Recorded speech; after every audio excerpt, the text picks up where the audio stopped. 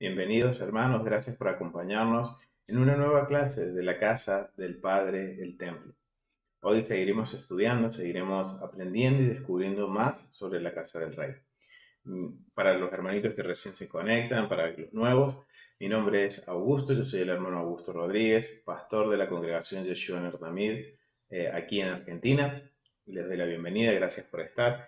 Y vamos a comenzar con este estudio. Vamos a hacer una pequeña review, un pequeño repaso de lo que ya aprendimos en la semana pasada. La semana pasada vimos que la importancia de estudiar el templo. Vimos el por qué era importante, por qué necesitábamos nosotros estudiar el templo. Descubrimos que era un mandamiento, es un mandamiento para Israel, para la casa de Israel, como dice Ezequiel 43. Si nosotros nos arrepentimos, si nosotros volvemos al Eterno, uno de los mandamientos es que debemos estudiar, que debemos conocer la casa del Rey. También vimos el propósito por el cual el Eterno nos pide que construyamos un templo, que le construyamos un santuario para Él. El motivo era, acuérdense, que fue para que Él pudiera habitar entre medio de nosotros y que la humanidad habite con Él. Pero también vimos que en el libro de Génesis hicimos esa conexión entre el templo y la creación, en donde Él fue el constructor, el arquitecto de su casa. Entonces, ya teniendo eso en mente, vamos a continuar con este estudio, vamos a continuar conociendo y descubriendo sobre el diseño, el funcionamiento y cada edificio que componen a la casa de nuestro Rey. Yo los invito que vamos a Éxodo, al libro de Éxodo,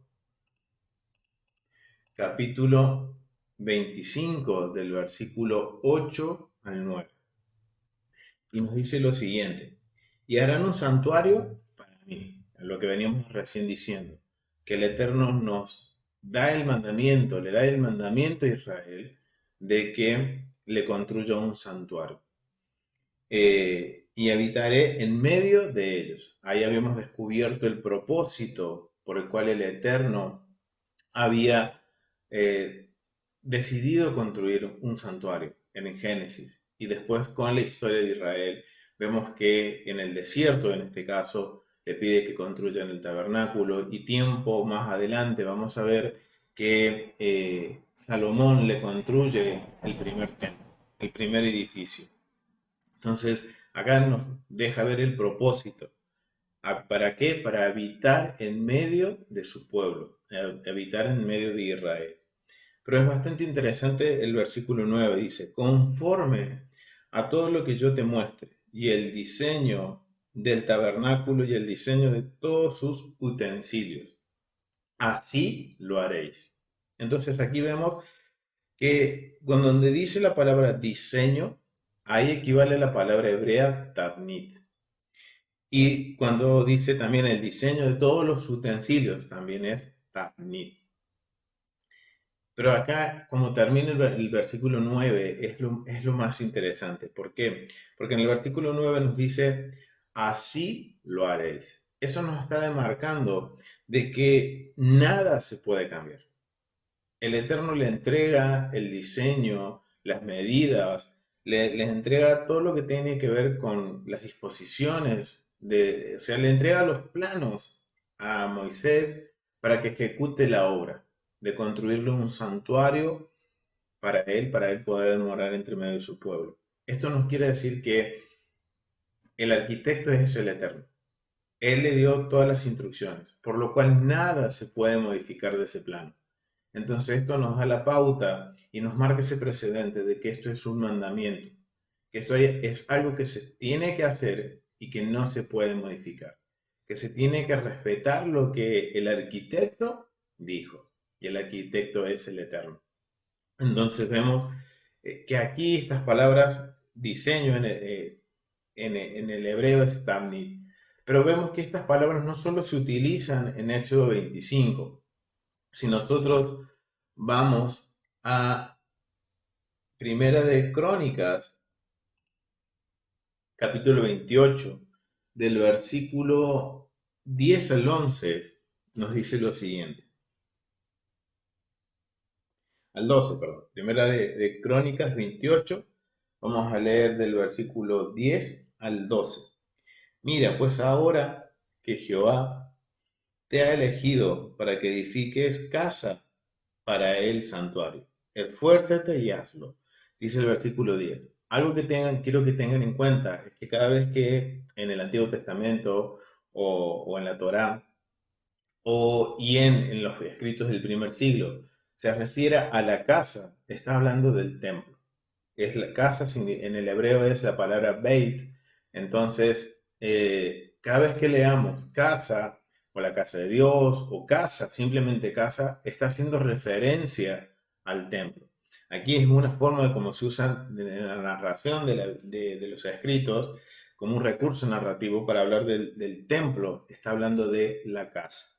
Vemos que dice, mira pues ahora, versículo 10, que Adonai te ha elegido para que edifiques casa, templo, para el santuario, dice. Esfuérzate y hazlo. O sea, es una orden, es un mandamiento. Y David dio a Salomón, su hijo, el plano del pórtico del templo y de su casa, sus tesorerías, sus aposentos, sus cámaras y la casa de la propiciatorio. Asimismo, el plano de todas las cosas que tenía en mente para los atrios de la casa de Adonai, para todas las cámaras alrededor, para las tesorerías de la casa de Dios y para las tesorerías de las cosas santificadas. Vemos que acá usa dos veces la palabra plano. Esa palabra plano, que nosotros la vemos en el español y ¿qué nos imaginamos? Un plano, un papel con instrucciones, con medidas, un dibujo con medidas. Pero cuando nos vamos al hebreo, equivale a la palabra tabnit. Pero hay algo más importante todavía. Cuando nosotros nos vamos al versículo 19, dice lo siguiente. Todas estas cosas, dijo David, me fueron trazadas por la mano de Adonai. O sea, el plano, el diseño que David le entrega a Salomón no es un diseño hecho por David. El mismo David está reconociendo que fue el mismo Eterno. Fue Adonai quien le dio esos planos. Y le dice, todas estas cosas, dijo David, me fueron trazadas por la mano de Adonai, que me hizo entender todas las obras del diseño. Tabnit, de vuelta a la palabra Tabnit. Vemos que en este capítulo 28, cuando está hablando sobre el diseño del templo, sobre la casa, el santuario, vemos que se utiliza 3 veces la palabra Tabnit. Entonces esta palabra es bastante importante. Y es importante también para nosotros, es un llamado de atención para que nosotros aprendamos el diseño, el tabnit del templo. Entonces vamos a definir lo que es la palabra tabnit. La palabra tabnit viene de la raíz primitiva maná, que significa estructura, por implicancia modelo, parecido, descripción, diseño, efigie, figura, forma, imagen, plano, símil. O sea, ven todo lo que significa la palabra tamid.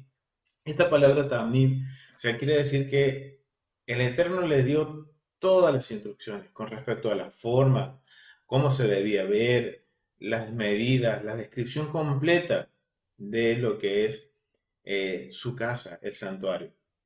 Pero dice que viene de la palabra raíz baná. Baná significa raíz primitiva, o sea, es la palabra raíz de Tabnit, que significa construir, literalmente, figurativamente, albañil, canterón, poner cimiento, construir, edificar, fabricar, fortificar, hacer, tener hijos, labrar, levantar, maestro, obra, poner, prosperar, reedificar, reparar, restablecer, restaurar. O sea, vemos que aún se afirma más lo que habíamos aprendido en la clase pasada, de que el Eterno fue presentado como ese constructor, como ese fabricante, como ese arquitecto que hizo la creación para poder habitar entre nosotros. Ahora habíamos aprendido que el templo es el microcosmos del Edén. Entonces vemos el por qué entonces el Eterno le entrega los diseños a Moisés y le entrega el diseño a David para que se los dé a Salomón.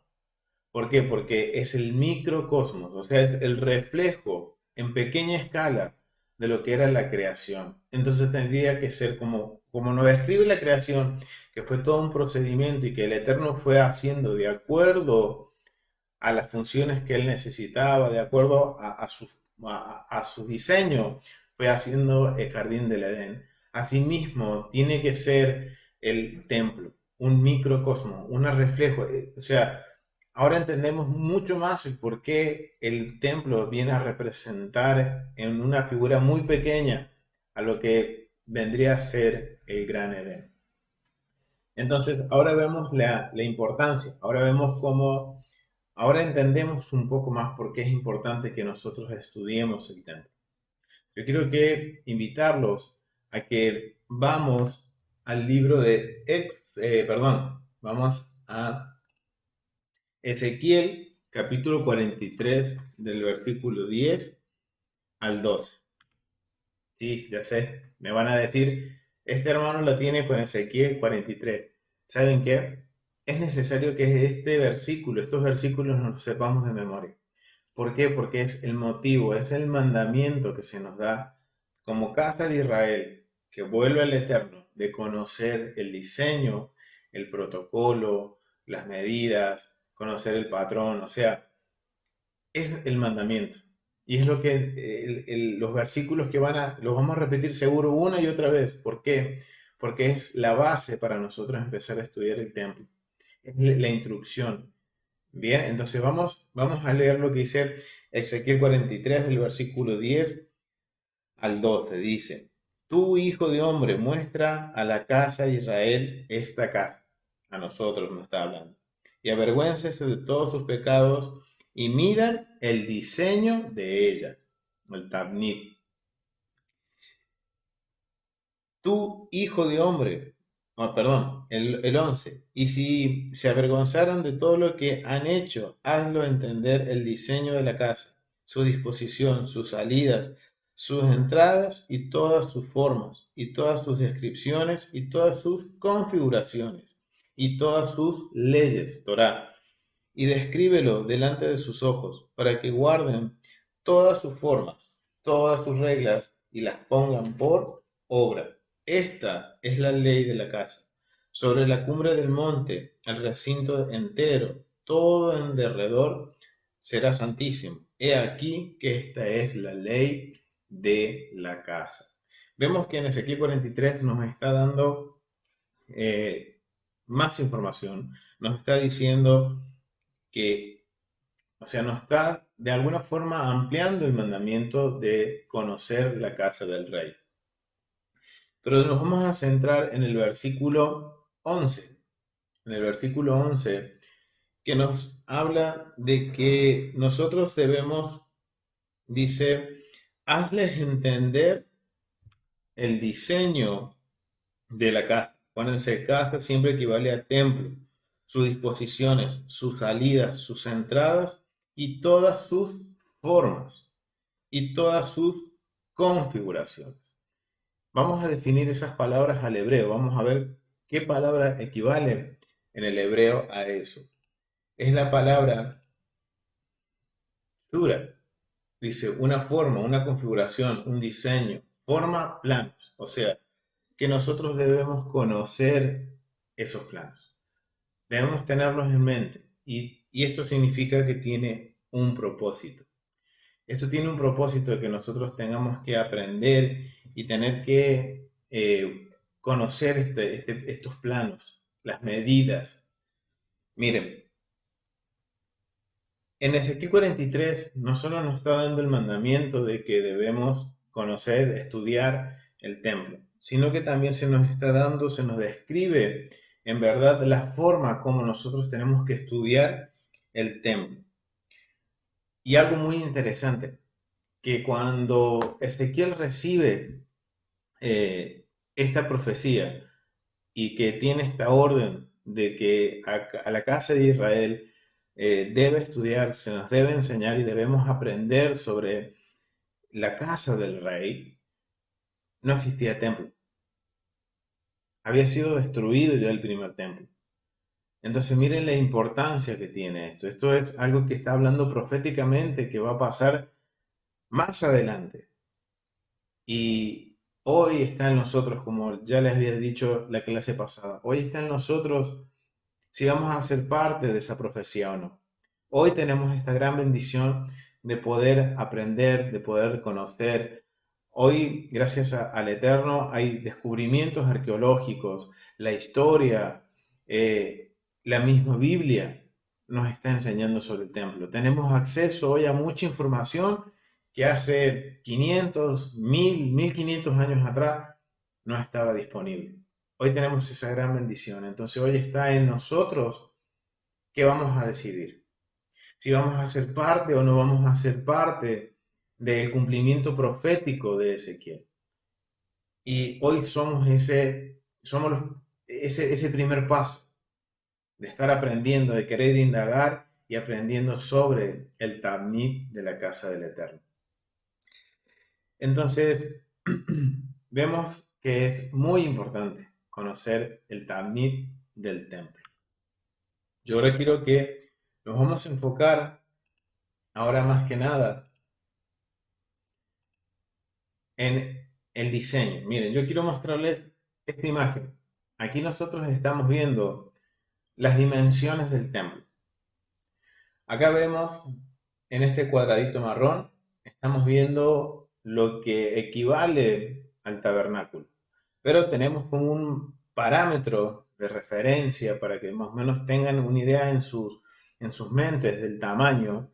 Aquí tenemos en el recuadrito verde, tenemos lo que es aproximadamente en escala el campo de fútbol americano.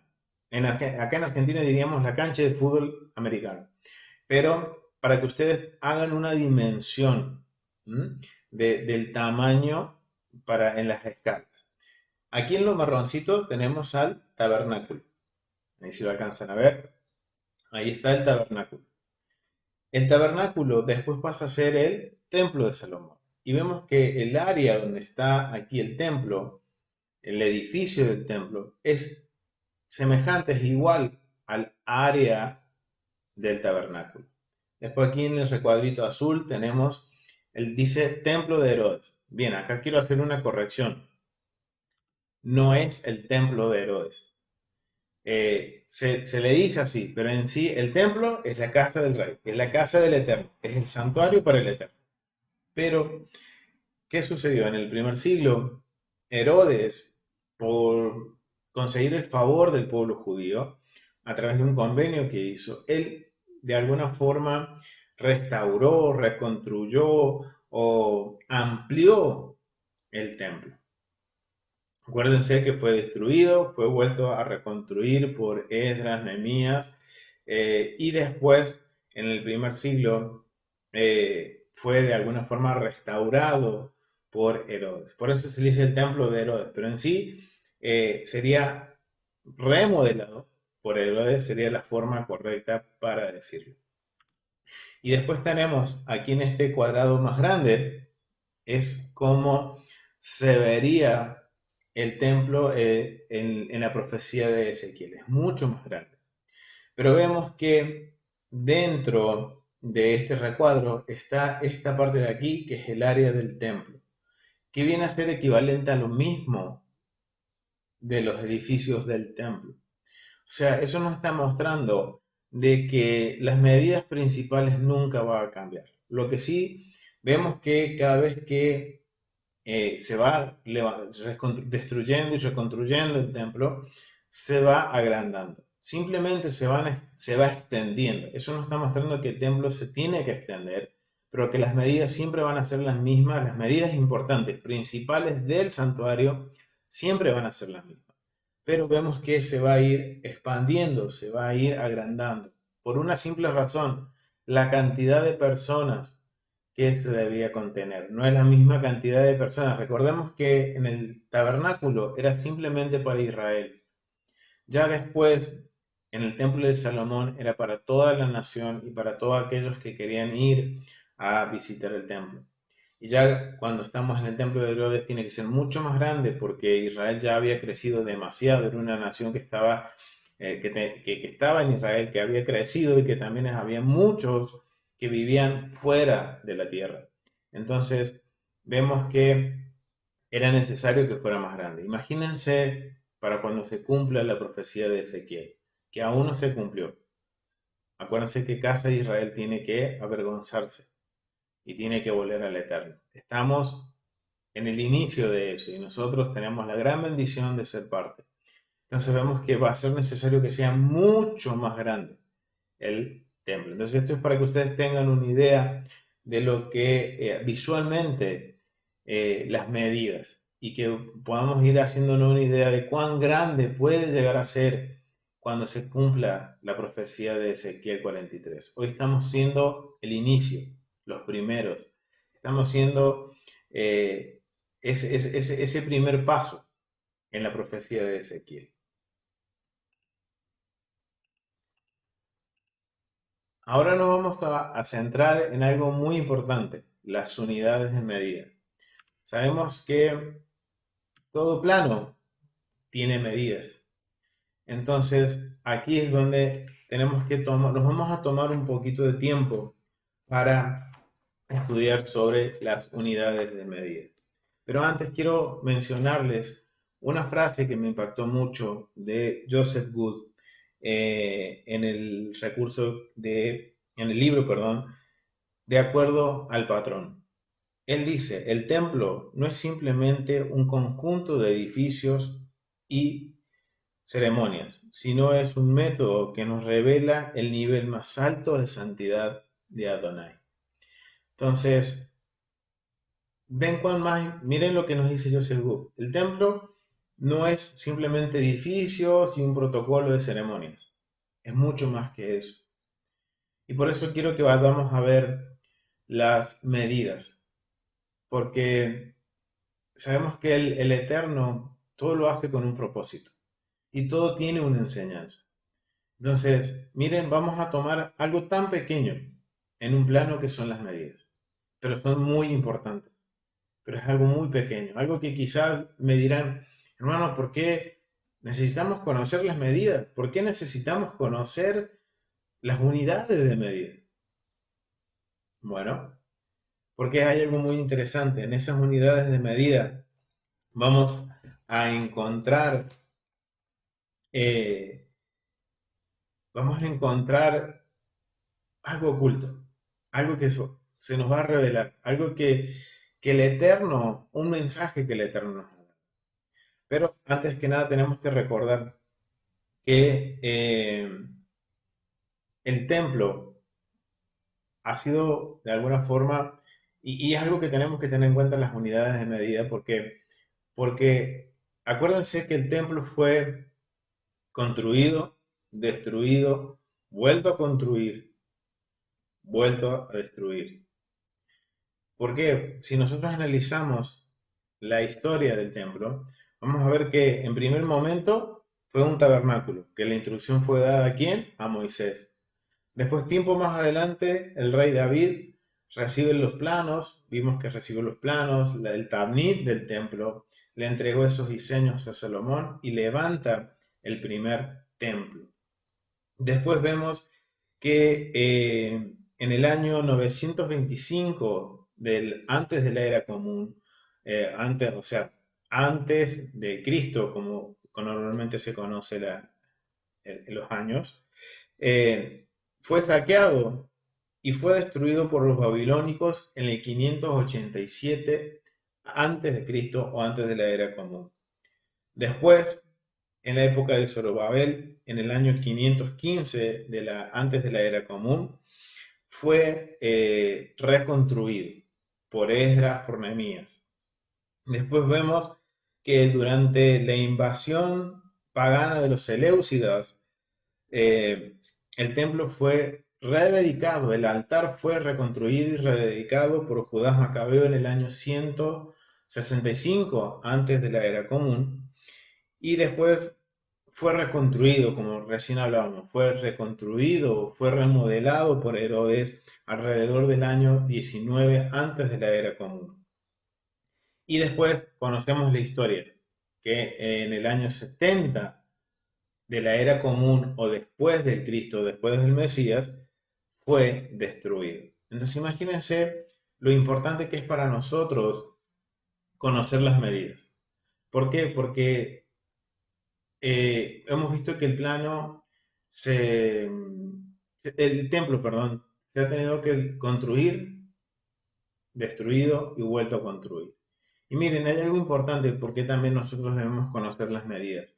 Si nosotros vamos al libro de Esdras, capítulo 5, versículo 15, dice lo siguiente: y les dijo, toma estos utensilios, ve y llévalos al templo que está en Jerusalén, y sea reedificada la casa de Dios en su lugar.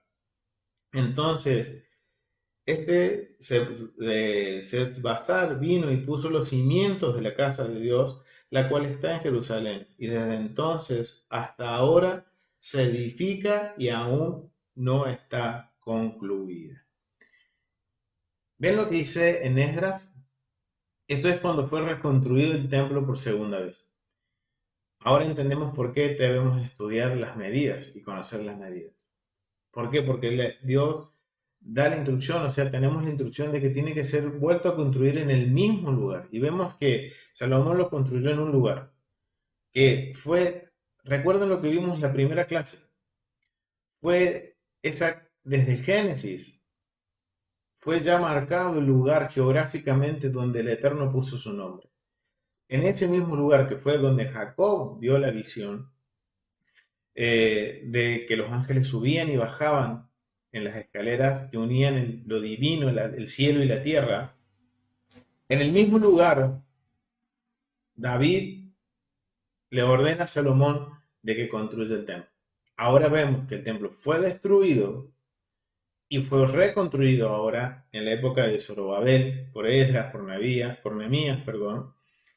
¿Y qué dice? En Esdras nos dice que debe ser la casa construida en el mismo lugar y que se reconstruyó sobre los cimientos originales. Entonces, para poder conocer todo esto y poder saber bien todo esto, era necesario conocer las medidas, las unidades de medida, que a su vez también algo tan pequeño, algo que quizás no es insignificante para nosotros, nos deja una enseñanza muy grande. Por eso yo quiero que conozcamos las unidades de medida. Vamos a ver que en la construcción del templo, vamos a ver que en las escrituras nos habla muchas veces de medidas, de codos, de cañas, y muchas veces no sabemos a cuánto equivale. Entonces, hoy vamos a aprender sobre eso y vamos a analizar un poquito y vamos a ir también a la app del templo para darnos una idea de las dimensiones. ¿Amén? Vamos a la primera unidad. La primera unidad es Esboat, perdón, que es el ancho de un dedo. Equivale aproximadamente entre 2,4 centímetros. Es la medida lineal más pequeña que se utiliza en la construcción del templo. Miren, esa unidad de medida es, aquí ven mi dedo pulgar, es el ancho. Esto es la medida. Sería esto así. O sea, esa es la unidad más pequeña de medida que se usaba para la construcción de los utensilios en el templo. Entonces ya aprendimos una medida, más o menos ya tenemos una idea gráfica de cuánto es aproximadamente esa unidad. Vamos a la segunda unidad de medida. Es el tefajim, que equivale al ancho de la palma de una mano, aproximadamente entre 9,75 centímetros, 10 centímetros aproximadamente. Es una unidad de medida importante que se utilizó para especificar una longitud diferente de amot. ¿Qué quiere? Amot significa significa codo. Entonces, estos tefajín son cierta cantidad de tefajín, quiere decir, es como una unidad, vamos a poner el ejemplo. Tantos centímetros equivalen a un metro. Bueno, acá vemos que cada, tantos tefajín equivalen a una moto. Es exactamente eso lo que está queriendo decir. Y vemos que un tefajín es el ancho de una mano, aproximadamente 9,75, 10 centímetros aproximadamente, ¿bien? Pero era una de las unidades de medida. Entonces vemos que esto equivalía a un tefajín. Y cierta cantidad de palmas de mano equivalían a una mot o a un codo. Entonces la tercera unidad de medida es el amot o cúbitos o el codo o cubo. Dentro de esta unidad de medida es bastante interesante porque vamos a encontrar dentro del plano de la construcción del templo que se encuentran tres tipos de medidas de amor que se utilizaron en diferentes o dispuestas en diferentes niveles de santidad. O sea, cuando uno ve el templo vemos que va a estar dividido en distintos niveles de santidad, en sectores en donde eran sectores comunes, un poco más santos y el lugar santísimo. Entonces, esto nos va al analizar las medidas que se usaron para construir en cada sector, de alguna forma el edificio del templo, para que tengan una idea, el edificio del templo fue dividido en tres partes. Una parte en donde podía estar todo el pueblo de Israel, en otro sector solamente podían estar los sacerdotes y después estaba el lugar más santísimo en donde solo podía estar el sumo sacerdote. Entonces, cada nivel tenía una unidad de medida. Cada codo o amot que se usó para medir esas áreas era distinto. Hay tres, por eso dice que hay tres unidades de amot diferentes. Entonces vamos a descubrir estas tres unidades de amot diferentes. Unidades de medida.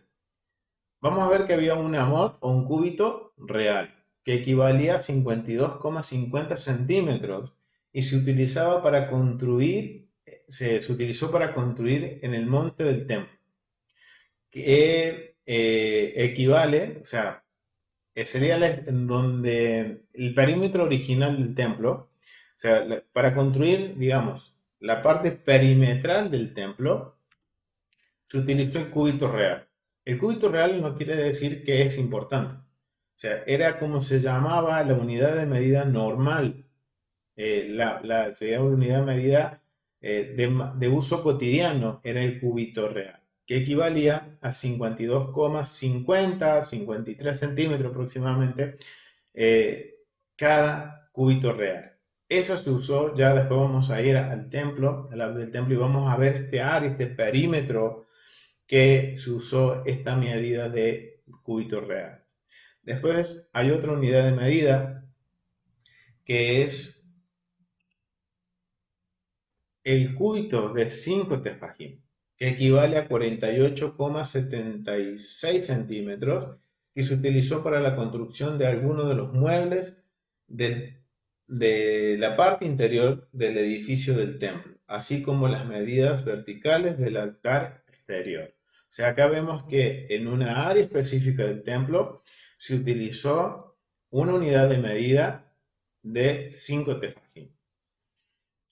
Y después tenemos como tercera unidad de medida de los amot, tenemos un cúbito o un amot de 6 tefajim, que equivalía a 58,57 centímetros. Se utilizaba para la construcción de los 4 edificios de las esquinas adyacentes al atrio interior, Azará y otras áreas. Entonces vemos que hay una área en donde se usó el de 5 tefajines. Después hay otras áreas que tienen, cuando vamos a ver en el templo, y seguro vamos a ir estudiando cada una de ellas, dice que hay 4 edificios. Cada edificio, eso en estos edificios, se usó un amot, un cúbito más grande. ¿Esto qué nos está queriendo decir a nosotros? ¿Qué nos está queriendo enseñar todo esto? que cuando nosotros vemos en los codos, más que nada en los cubitos, en el amot, vemos que hay tres tipos de unidades diferentes. Hay una que es la de uso común y después hay dos medidas especiales. Y esas medidas especiales tenemos una que es más grande y otra más pequeña. Y esto nos está a nosotros mostrando el propósito de que se usen de esa forma las medidas. El propósito es que es de distinguir distintos niveles de santidad. Mientras más cerca de la presencia del Eterno estemos, vamos a poder ver que son más grandes las unidades de medida. Y, y eso es lo que nos está mostrando el uso de los tefajim. De estas diferencias, de uno de 5, otro de 6, después una unidad de medida común de construcción normal. Entonces, vemos la importancia, y esto nos está dejando ver, miren, algo tan pequeño, el Eterno nos está dejando ver un mensaje, nos está dejando ver un patrón para acercarnos cada vez más a Él. ¿Qué es lo que debemos nosotros hacer? Recuerden, habíamos dicho en la clase pasada, es muy normal que digamos somos el templo del Espíritu Santo, pero nunca caemos en cuenta de la importancia de conocer el templo. Y miren, algo tan sencillo como las unidades de medida nos están enseñando un patrón esencial para acercarnos al Eterno. Entonces, es algo que, ven, uno dice, ¿para qué necesito estudiar las unidades de medida? Miren, la importancia, porque nos está dando un mensaje, nos está dando un patrón, nos está dando un protocolo, una forma para acercarnos a la presencia del Rey.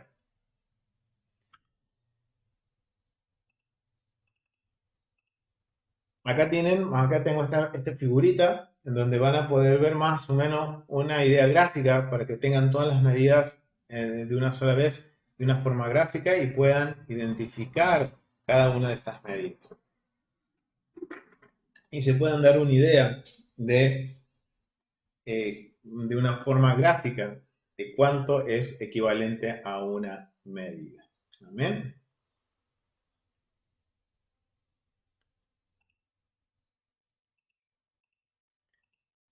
Miren, algo interesante antes de pasar del templo, quiero que veamos la distribución del plano del templo, que conozcamos un poquito sobre la geografía del templo, que veamos, acuérdense que recién hablábamos de que había sido reconstruido, había sido destruido, después fue refaccionado por Herodes el templo. Entonces, para que tengamos una idea gráfica del plano del templo, del monte del templo. Si me acompañan al plano, vamos a ver aquí, donde está el número 4 y el número 5, todo esto que vemos aquí, esto sería el edificio del templo. Estos serían los edificios. Estos edificios siempre van a mantener las mismas medidas desde el principio. O sea, desde el primer templo, segundo templo y el tercer templo de Ezequiel, tienen que mantener estas medidas, tienen que ser las mismas. Todo lo que vemos nosotros aquí en el recuadro rojo, eso tiene que ver con el área original del templo, que es una superficie de 500 por 500 amot. Eso lo vamos a ver en Ezequiel capítulo 42, versículo 20, Ezequiel 42, versículo 20 nos dice lo siguiente: a los cuatro lados los midió, a los cuatro lados los midió. Tenía un muro todo alrededor de 500 cañas de longitud y 500 cañas de ancho, para ser separadas entre el santuario y el lugar profano. O sea, acá nos está diciendo que hay una área, un perímetro original del templo. Cuando nosotros leemos los versículos anteriores y los que siguen, nos habla sobre un perímetro original, un perímetro que se debe respetar, que fue el perímetro cuando nosotros vimos en Esdras que se reconstruyó el templo en el mismo lugar y en los mismos cimientos. Está haciendo referencia a esta área de 500 por 500 amot, que es lo que vemos aquí en el plano. de color rojo. Bien, eso es el área original. Todo lo que vemos en el color rojo, eso no puede cambiar. Eso siempre tiene que medir lo mismo. Después vemos este recuadrito verde que vemos acá. Esto fue una extensión hecha por los asmonianos. Y lo que vemos en el cuadro azul, o sea, hacia acá en el cuadrito verde se extendió hacia el sur. Y aquí está la parte que fue extendida por los asmonianos. Y después vemos el recuadro azul, es una extensión nueva, una extensión más, en donde se extendió hacia el oeste, hacia el norte y hacia el sur.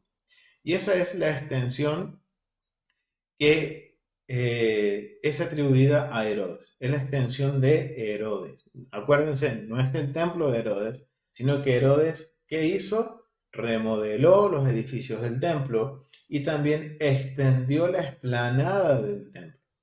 Y recuerden, ¿por qué era necesario que se expandiera toda esta explanada, esta superficie?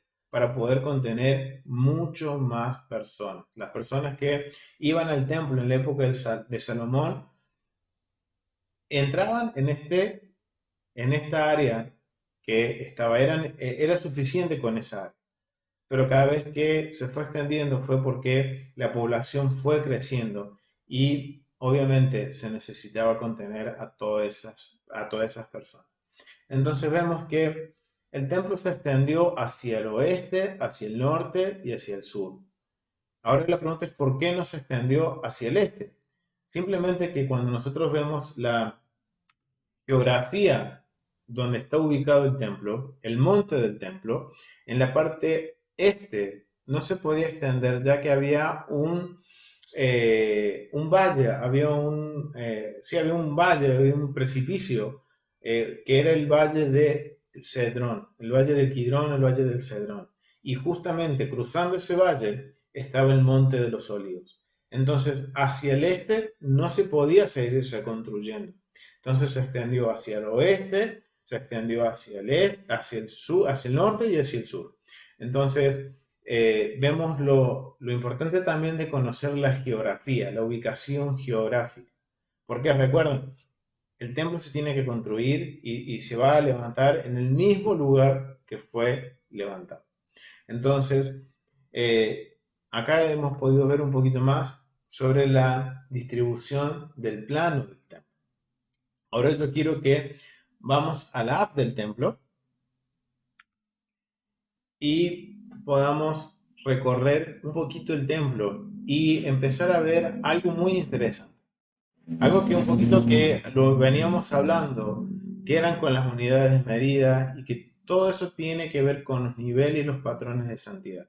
Aquí nosotros vemos el templo, una vista aérea, en donde hacia el este tenemos lo que es el Monte de los Olivos, Getsemaní, la parte de los sepulcros y Monte de los Olivos. ¿Ven? Ahí entre el templo y el Monte de los Olivos hay un valle. Ese valle es el valle de Kidrón. Pero yo quiero que vamos a esta área y vamos a empezar a caminar por el templo. Aquí nosotros nos encontramos enfrente de lo que es la pared de contención del lado sur. Este era el ingreso principal y el ingreso principal al templo. Bien, aquí, bueno, hay varios edificios. Los invito a que vayan a teshuva.com, teshuva.tv. Ahí hay una pequeña cápsula del templo que habla justamente sobre todas estas áreas antes de ingresar al templo y se da un poquito más de información. Bien, vamos a caminar. Si ustedes ven, tenemos una particularidad. Al ingresar al templo, ¿qué tenemos? Escaleras. Y debemos subir, o sea, hacer un esfuerzo. Bien, debemos subir. Vamos a subir. Y acá vamos a ver que estas escaleras hoy se pueden ver, se pueden caminar por esas escaleras. Esto es hoy en Jerusalén. Ahí tenemos la fotito de las escaleras que justamente estamos subiendo, que nos van a dar acceso a esta puerta doble, que es la puerta, esta es la puerta La Hermosa, o es conocida como Hulda. Bien, esta era la puerta por donde ingresaban normalmente todos los peregrinos cuando subían al templo. Bien, vamos a ingresar. Esto está sobre la extensión de Herodes. Aquí vamos a entrar.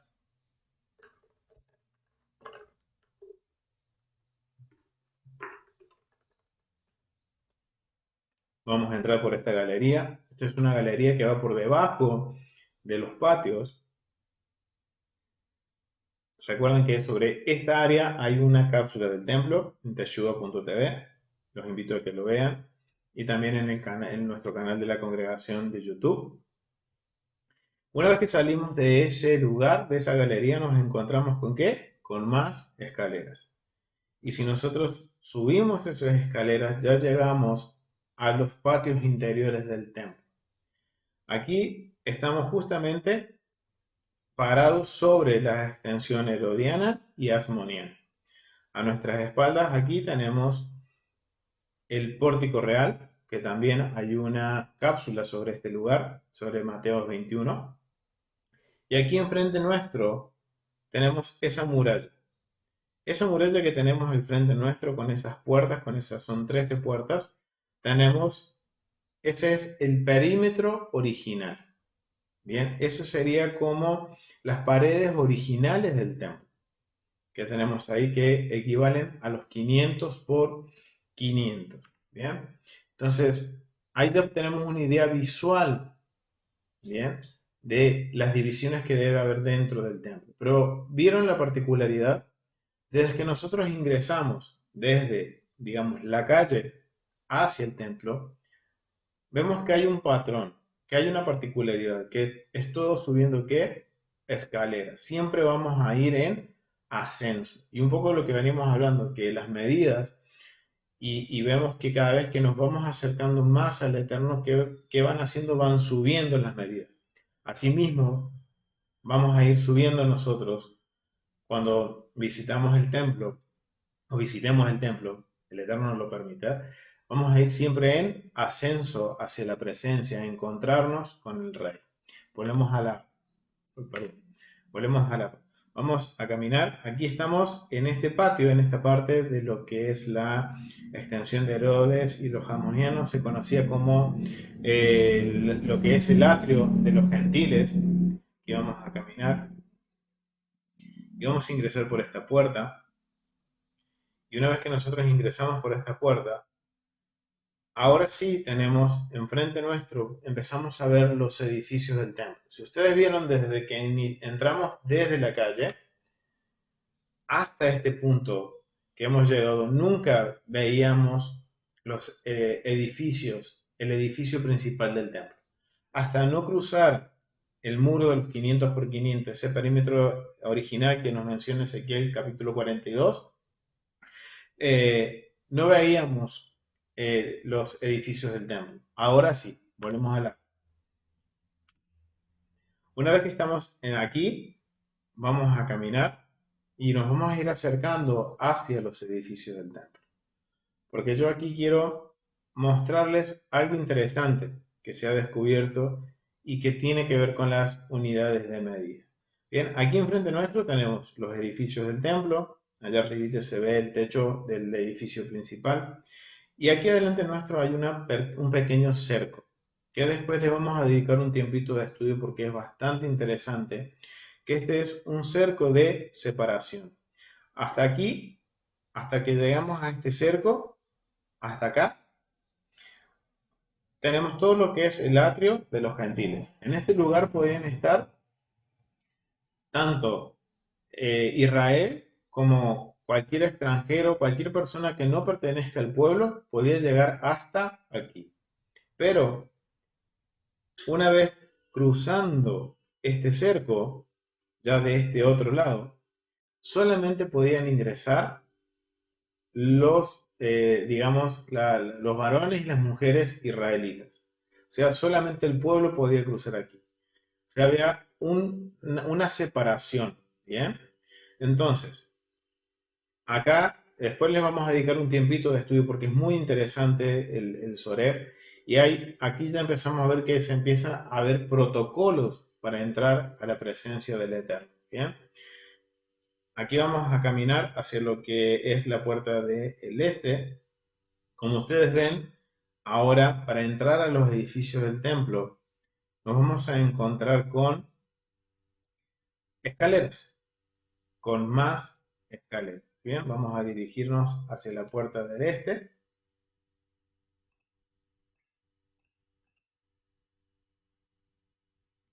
que vendría a ser esa puerta que era por donde ingresaban normalmente al edificio del templo. Bien, era el ingreso principal. Bien, entonces, estamos aquí, justamente al frente nuestro tenemos el Sorek, que es un cerco de separación que separaba, que separaba, hay un nivel de separación ahí, en donde de un lado podían estar Israel y todos los extranjeros, personas que querían, que no estaban en pacto, que no estaban en convenio con el Eterno, llegaban hasta ese punto, y después los únicos que podían cruzar ese lugar eran el pueblo Israel. Era el pueblo Israel que podía, los israelitas que podían cruzar ese cerco. Bien. Pero antes de ingresar al templo que tenemos aquí, tenemos escalones de vuelta. Para ingresar, nosotros debemos subir esos escalones. Bien. Y ahora que estamos, un nivel más alto. Ahora yo quiero que hagamos un poco de matemáticas. Hay medidas. Hemos descubierto las medidas. Hemos aprendido las medidas. Y acá es bastante importante. Vamos ahora a empezar a sumar cuánto vamos a ir subiendo.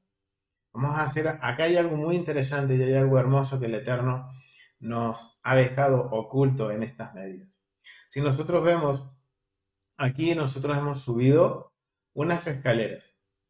Digamos, la medida que hemos subido ha sido 6 codos. Bien, nosotros aquí hemos subido 6 codos hasta este momento. Bien, desde este lugar, desde aquí, que iniciamos de haber ya cruzado como pueblo, ahora para llegar a la presencia del Eterno, tenemos que subir aquí 6 codos. Tengan en mente eso. Bien, ahora vamos a ingresar.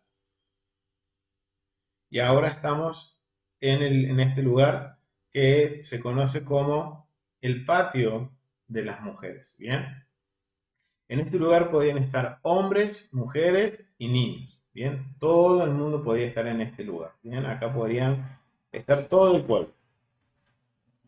Pero si nos acercamos más hacia esa puerta grande que vemos ahí, esa puerta es la puerta Nicanor. Bien, que viene a ser equivalente a la puerta del este en el tabernáculo. Bien, ya ahí es como, ahora a partir de esa puerta, ya las medidas se respetan como en el tabernáculo. Bien, entonces vemos esa puerta, pero ¿qué tenemos enfrente nuestro? De vuelta tenemos escalones. Cuando nosotros ahora subimos esos escalones, hasta aquí podía llegar, hasta este lugar podían estar hombres, mujeres y niños de Israel, ¿bien? O conversos. Y aquí, en estos escalones, normalmente se paraban los levitas y cantaban los salmos de ascensión, sí, los salmos de ascensión en las fiestas, ¿bien? Entonces, aquí estos escalones solo podían ya, en estos escalones, estar, por ejemplo, los levitas cantando, adorando al Señor. Y también esto aquí podemos subir estos escalones. Y esto aquí, en total hemos subido desde el atrio de las mujeres hasta este punto, hemos subido 7,5 codos. Entonces ya habíamos subido 6. Ahora le sumemos 7,5 codos. Bien. Y ya estamos aquí frente a la puerta Nicanor. Estas puertas no se abrían normalmente. Por lo general vemos que hay dos puertitas laterales. La puerta más pequeña de este lado es la que se usaba normalmente.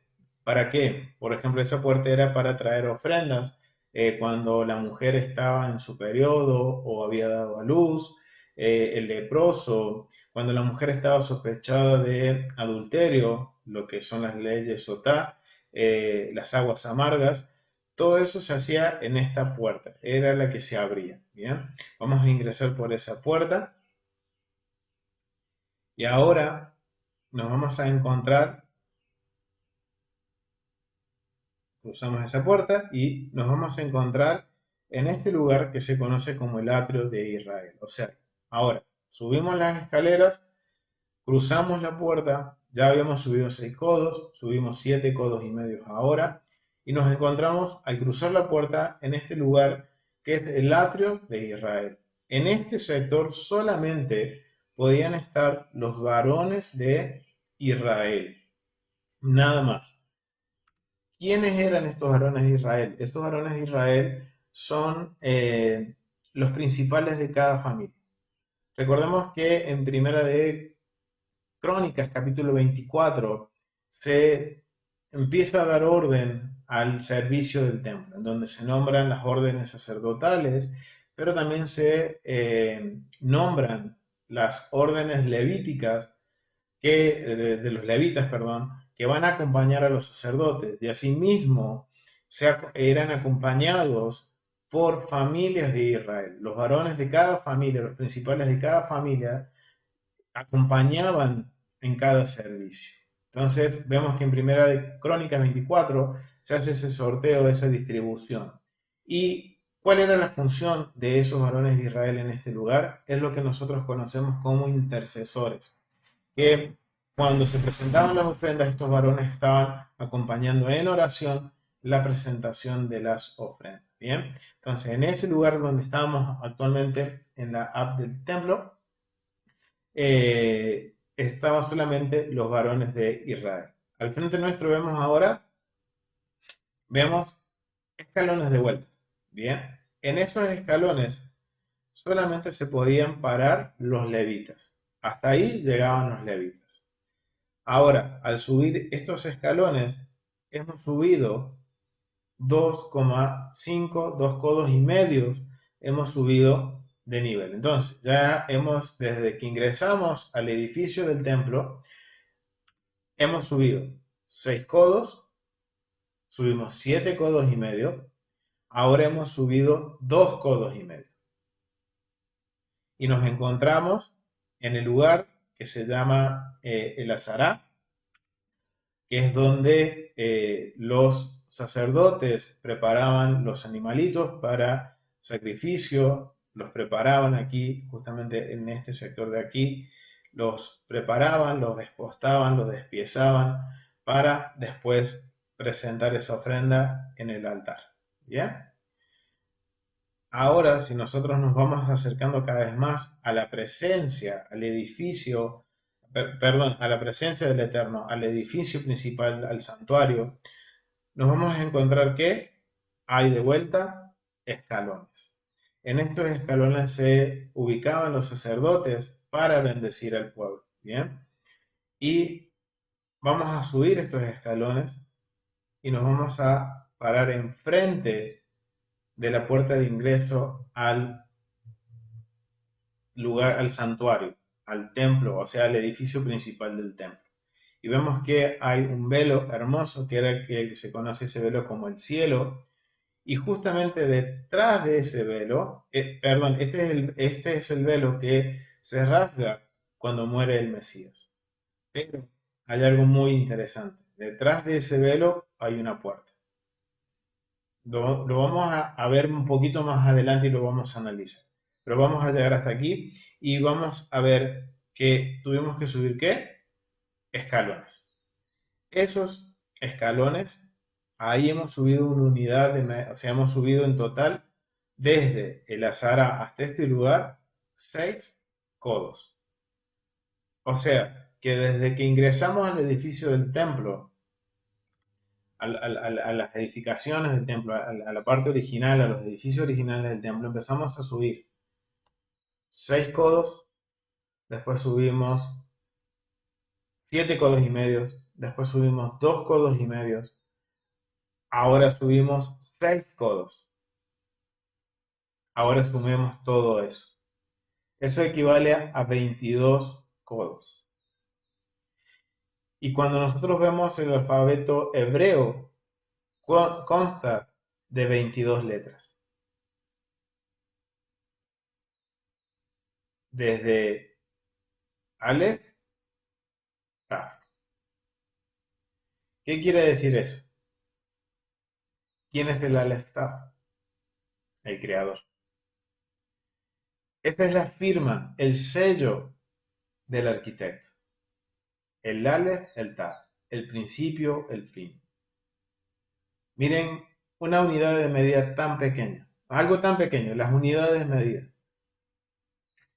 lo que nos revelan y nos da más certeza que el diseño del templo fue dado por el Eterno. Esa es su firma. Él puso su firma.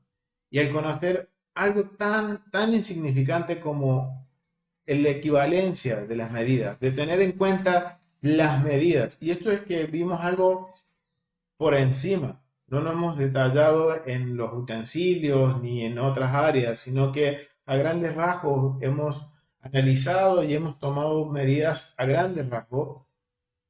Miren ese hermoso mensaje que nos deja el Eterno. Es mi casa. Yo soy el que la he diseñado. Y ese es su firma. Y también nos deja una enseñanza. Ustedes vieron que desde que entramos al templo siempre nos encontramos con escaleras. ¿Queremos llegar a la presencia del Eterno? Bien, eso nos demanda un esfuerzo. Algo que debemos hacer. Somos nosotros los que tenemos que subir a su presencia. Entonces, vemos como todas estas unidades también de medida nos enseñan un patrón y un protocolo para acercarnos al Rey. Que debemos ascender a su presencia. Y que cada vez que vamos ascendiendo tenemos que ir cumpliendo ciertos protocolos. Y estos protocolos van haciendo una separación. Nos vamos a ir santificando más. Cada vez que nos acercamos, miren, algo también que nos permite aprender esto de los niveles de santidad y estos patrones de las medidas. El Eterno también nos permite aprender algo muy importante. Que cada vez que nos vamos acercando más a Él, nos vamos santificando, nos vamos apartando para Él. Y mientras más cerca estemos de Él, más solos vamos a estar. Recuerden, hay un área en donde podía estar todo el mundo, israelitas y no israelitas. Después había una separación y solo podía estar Israel. Todo el pueblo de Israel podía estar, desde el más chiquito al más grande. Después solo podían estar los principales. Cruzábamos una puerta, otra separación, y solamente podían estar los varones de Israel. Después había otra separación y solo podían estar los levitas y sacerdotes y el sumo sacerdote. Cruzamos esa cruzamos esa línea de vuelta y solamente podían estar los sacerdotes y el sumo sacerdote. Seguimos caminando y subimos otras escaleras y ya hay otra separación. Ya solamente podía entrar el sumo sacerdote. Entonces, cada vez que nos vamos acercando al Eterno, nos vamos a encontrar más solos. Si hoy se encuentran solos, es porque están en ese proceso de separación. Y el Eterno nos está cada vez atrayendo más a su presencia. Con lazos de amor nos va atrayendo y nos va acercando más a Él. Y mientras más nos acerquemos, más solos vamos a estar. Pero a la vez, gracias al Eterno, vamos a tener la bendición también de ir conociendo en el camino a hermanos que están haciendo la transición o que ya están en este camino. Entonces, mi hermano, los animo a que sigamos estudiando la casa del templo, la casa del Rey, que estemos estudiando la casa del Padre, y que podamos cada día aprender más.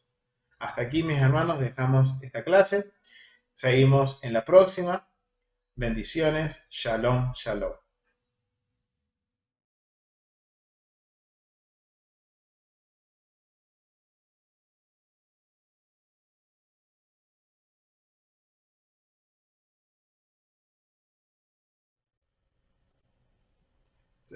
¿Quieren hacer preguntas, comentarios? Sí, quería hacer un comentario, Pastor Augusto. De igual manera, Sí, pastora. sí, de igual manera que se sube por el templo, es el mismo formato cuando uno está haciendo las oraciones del Sidur. O sea, sigue el mismo patrón. Cada sección del Sidur equivale a esa parte del templo, como estás diciendo, los 6 codos, luego los 7,5, así sucesivamente. Y el nivel máximo en el Sidur es la amidad. Después que uno dice la amidad, entonces comienza a descender y el mismo patrón. O sea que el Sidur también muestra a uno el protocolo de cómo uno entra poco a poco y va subiendo un nivel hasta que llega a una intimidad con el Padre. Y una vez que uno llega a esa intimidad, entonces comienza a descender hasta que vuelve uno del cielo a la tierra. O sea, va caminando de la tierra hacia el cielo y después del cielo hacia la tierra, que es lo que representa el velo que está al frente en el santuario, en el lugar santo. Ese velo representaba el cielo. Por lo tanto, uno llega a ese punto máximo de la misma presencia del Padre, que ahí está el velo, y luego, después que uno está en su presencia, comienza a descender y es los mismos pasos. O sea que para mí es fascinante, interesante ver la relación entre el Sidur y la arquitectura, la geografía y la topografía del templo y del monte. Así que ese velo representa el cielo. Así es, sí. Y todo está relacionado con el templo. Por Todo. también lo que decíamos la clase pasada, de los 613 mandamientos, 279 relacionados con el templo. Exacto. El Sidur, 100% templo. Exacto. Es el protocolo del templo, el protocolo de cómo dirigirnos al rey. Exacto. Sí es nuestro padre, pero es el rey. Exacto. Entonces, es algo importante de conocer y sí, tiene razón la pastora, el Sidur nos va llevando en ascenso y después descendemos de la presencia. Gracias, pastora. Sí, sí. ¿Algún otro comentario, pregunta?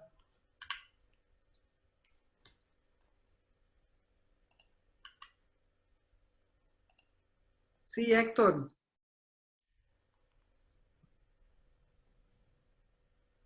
Tienes que abrir el micrófono, Héctor.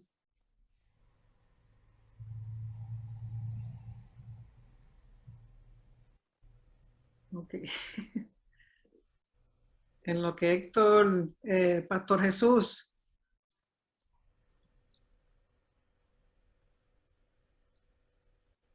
Tienes que abrir el micrófono. Ay, perdona, es que tengo, perdóname.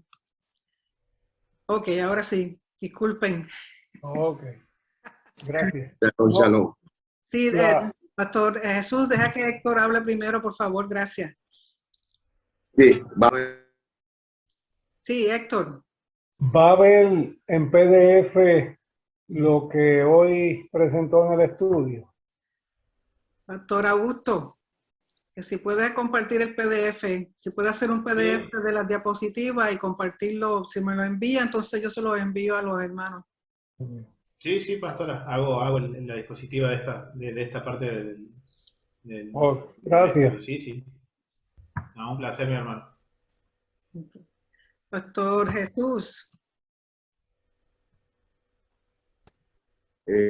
Shalom a todos. Shalom, a gusto. Haciendo una recopilación de todo lo que eh, hemos sido enseñados en relación a conocer la Está entrecortado, casa del pastor, Padre. está entrecortado, no oímos la pregunta. Lo primero se lo dio a establecer en la tierra, que era un lugar. ¿Me escuchan ahora sí? Ahora sí, mi hermano. Sí. Sí, Pastor Jesús. Ahora sí, ok. Haciendo una recopilación de todo lo que hemos recibido en la clase, el diseño, las medidas, la longitud, todo fue el Eterno que lo dio. Primero se lo da a Moisés para que pudieran establecer el tabernáculo, que era, podríamos decir, como un templo movible, porque era hecho de cortinas y dependiendo del momento que se tenían que movilizar, lo desarmaban y de nuevo lo volvían a construir, pero toda la longitud, la medida, se la dio el Eterno. Igual que cuando ya se construye el templo con Salomón, cuando David tiene este deseo de hacerle casa al Eterno y el Eterno le da la medida de nuevo, se construye este templo igual que para lo relacionado al templo que construyó el rey Herodes. Entonces lo que quería yo marcar aquí es que todo lo que se ha construido en relación al templo, todo fue diseñado, elaborado y dado por Dios para que su pueblo se mantuviera de acuerdo al diseño que le estaba dando. Amén. Amén.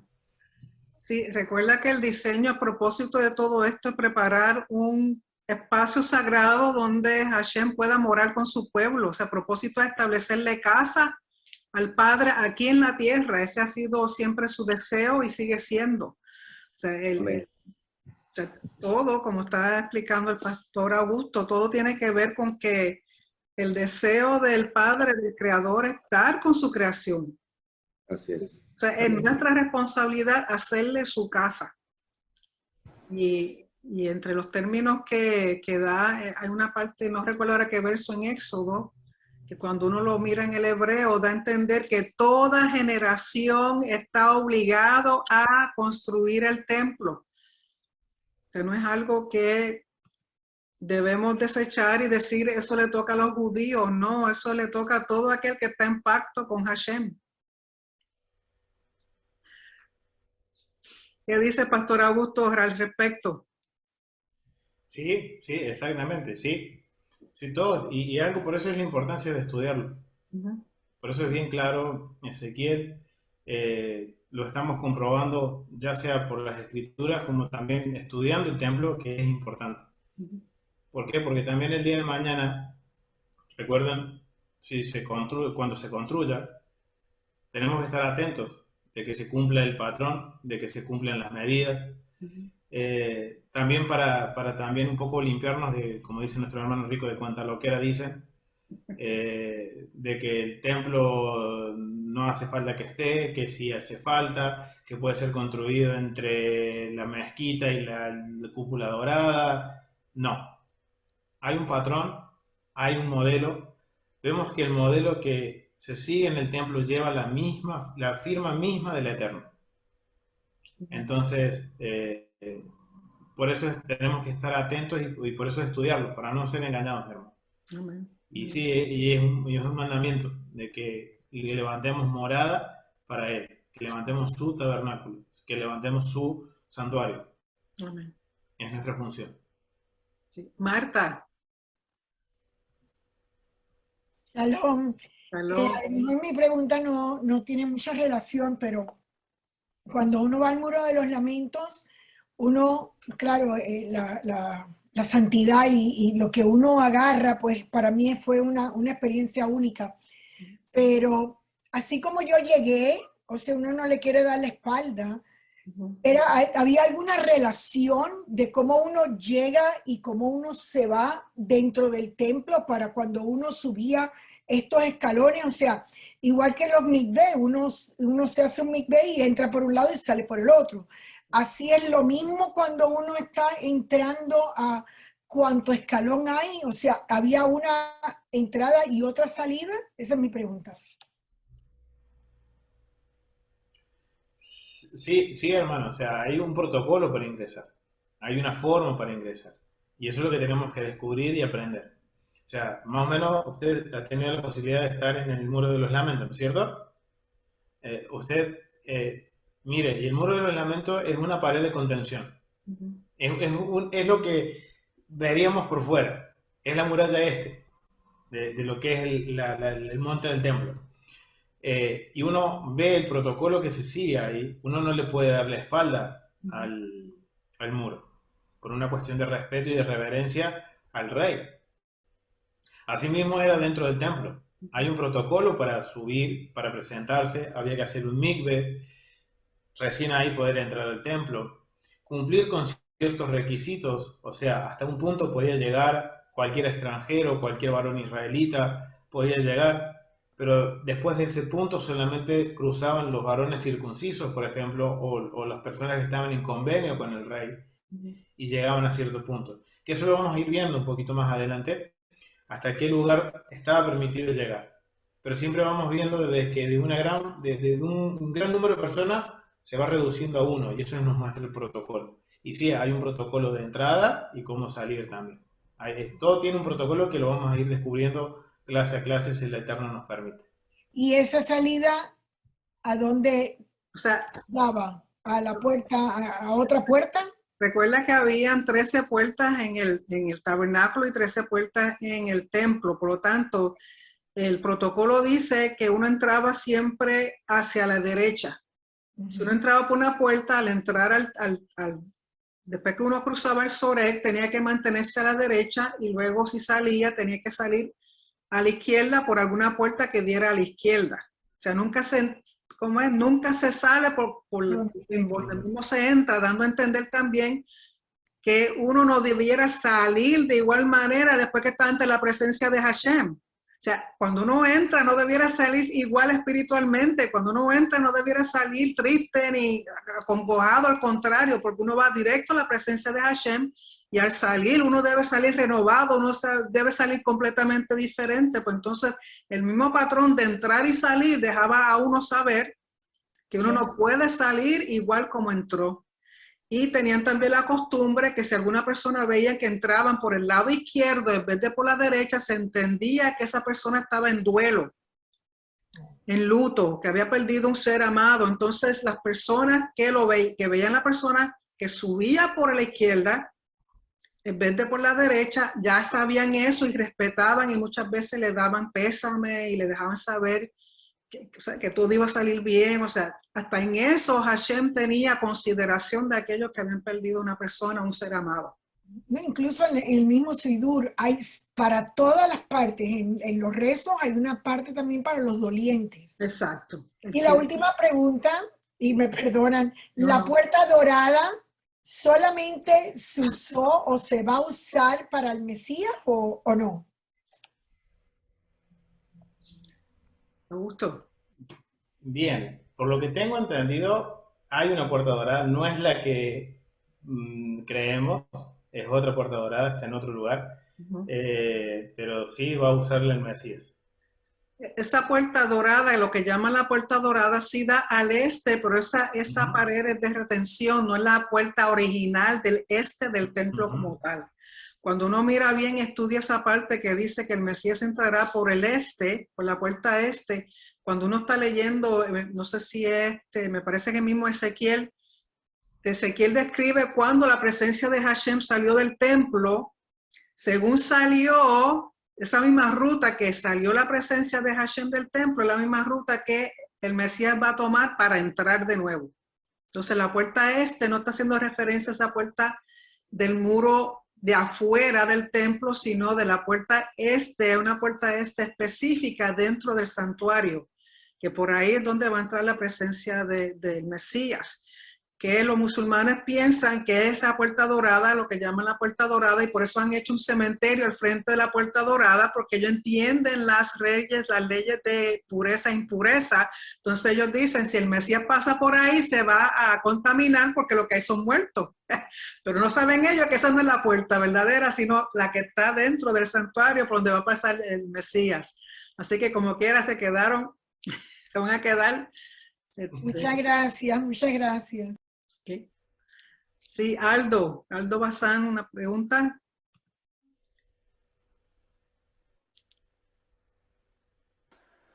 Shalom, buenas noches. Shalom. Shalom. Shalom, hermano. Ahora yo quiero compartir lo que aprendí con usted, pastora. Y aprendí también una frase que dice, me voló la cabeza. No sé quién lo dijo, pero aprendí esa frase. Que está relacionada porque justo el hermano Augusto pasó por la puerta por el Sorek. Y justo en las playas de Éxodo, en la parte cuando el pueblo de Israel está al pie del monte Sinaí, cuando usted explicó que él estaba relacionado con el templo, porque el único que pudo subir hasta la cima fue Moisés, y bueno, y después, como fuera el más alto nivel de santidad, como decía el hermano Augusto, y estaba solo. Y desde Éxodo ya lo venía mostrando el templo a través de estar en el monte, y cómo había que purificarse y lavar sus ropas para ingresar, estar en un estado de santidad. Exacto, exacto. O sea que ya desde el monte Sinaí se están estableciendo los perímetros, las diferentes separaciones de santidad, los grados de santidad. Las personas quedaban fuera de la parte baja del monte. Luego tenemos que entonces suben Josué y los ancianos y Moisés, y luego Moisés es el último que representa el lugar santísimo. O sea que desde ahí el patrón ya se está viendo, porque de nuevo, como decía el pastor Augusto, el patrón no se puede cambiar, sigue siendo el mismo. Los grados de santidad y los lugares, los espacios sagrados de santidad, todos tienen un nivel.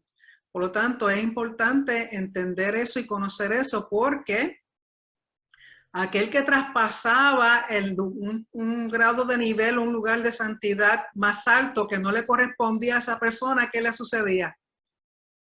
Muerte. Por eso estaban los levitas, habían levitas que eran guardas, y ellos tenían toda la autoridad para matar a cualquier persona que traspasara, usurpara lugar de santidad o grado de santidad o su autoridad. Ni siquiera los levitas podían entrar al lugar santísimo. Nadie. Por lo tanto, cada nivel representa una responsabilidad mayor y un grado de santidad mayor. No todo el mundo puede llegar al mismo nivel. Y eso hay que entenderlo, y hay que respetarlo, porque ese fue el diseño desde un principio del Padre. Okay. Wanda. Ajá, buenas noches, shalom a todos. El comentario que quería hacer es que gracias al pastor Augusto, porque de verdad que poquito a poquito uno va entendiendo. Y me llamó la atención de lo que trajo hoy, los niveles de santidad, el detalle tan específico de esas medidas. El detalle de un pulgar, de un dedo, es la medida más pequeña. O sea, es algo grandioso. Cada vez uno se tiene que enamorar más de este Padre Celestial, porque es poco a poco. O sea, ese nivel de santidad desde la medida del dedo pulgar hasta lo más alto dentro de las medidas, ¿verdad? Y pues ese es el comentario que de verdad quería hacer de cómo el Padre pues nos entiende, y cómo Él poco a poco pues Él nos dice, no te ajores, pero poco a poco hay que subir el nivel de santidad para yo poderme relacionar contigo. Amén. Así es. Eso es todo. Gracias, Wanda. Pastor Jesús. Shalom. A Augusto o la pastora, en referencia ahora que estábamos viendo el templo, lo que es el nivel de santidad. Augusto, ese manto que podíamos ver allí, en lo que era el edificio principal, el velo, perdón, Sí. como siempre se nos ha enseñado de que cuando Yeshua murió, el velo se rasgó, o así nos podías dar referencia en torno a eso, porque siempre se enseñaba que que cuando Yeshua había muerto se había roto el velo, y yo me preguntaba, pero ¿cómo ese soldado que estaba allá, cómo iba a poder ver el velo que separaba el lugar santísimo? Porque siempre se nos había enseñado de un velo, pero ahora que estudiamos nos damos cuenta que dentro del lugar, del templo, había diferentes velos. Sí, bueno, sí se rompió un velo, pero sí ese velo no permitía que se viera el lugar más santo. Recordemos que en esa área del templo, del edificio del templo, había 3 velos. Está el velo que está en el ingreso, que detrás de ese velo había una puerta, que ahora, a ver si vamos para allá. Ahora ya que tenemos la app, vamos a ir a la app. Acá está el velo. Ese es el velo de ingreso, que es el que se parte con la muerte del Mesías. Pero al cruzar el velo, nos vamos a encontrar con puertas. Con puertas. O sea, no se podía ver. Y esas puertas siempre se mantenían cerradas.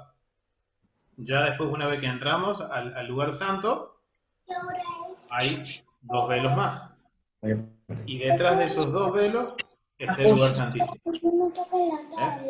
Entonces, sí se parte un velo, pero no es como que lo que se nos enseñó, que ya podía ingresar cualquiera. No, porque eso es lo que se nos enseñaba, que se rompió el velo, ahora tenemos todos acceso al lugar santísimo. Y la verdad que no tenemos todos ese acceso. Solamente podía entrar una vez al año una sola persona al lugar santísimo, que era el sumo sacerdote. Y ya es algo que seguro lo vamos a ver si estamos diciendo que cualquiera puede entrar al lugar santísimo, estamos usurpando una autoridad que no nos corresponde. Sí. Ya eso es pecar. No sé si También la pastora quiere agregar algo más. el velo que señaló el pastor Augusto fue el que se rasgó. Pero recuerda que estamos subiendo el monte y cada nivel representa un grado de santidad más alto y hay un nivel más alto. Por lo tanto, ¿cómo pudo el centurión ver el velo rasgado? Porque el centurión está en el monte de los Olivos, que queda justo al este. Entonces, como eso está más alto, esa parte está más alta, desde donde está, se ve, y tenía que ser así, porque, o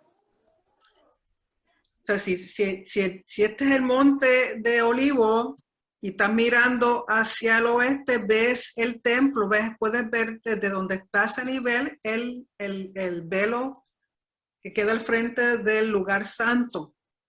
Porque era conforme a lo que dice la Torá en Éxodo, cuando se mataba la vaca roja, tanto el sacerdote como la vaca tenían que estar mirando hacia el lugar santo, hacia el velo.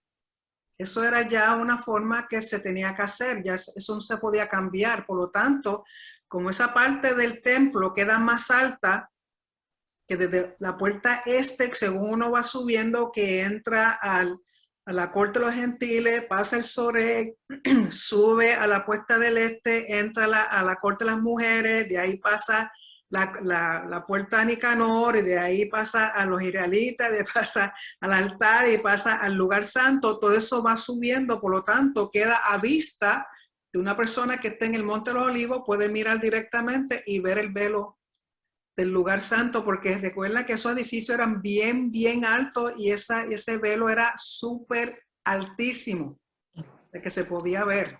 Por lo tanto, el que se rasgó y se vio fue ese, el de la entrada al lugar santo, no la del lugar santísimo, porque ya el pastor Augusto mostró que después detrás de ese velo hay unas puertas. Y detrás de esas puertas hay otro velo, más está el velo del lugar santo, y lo que separa el lugar santo del lugar santísimo es un velo doble.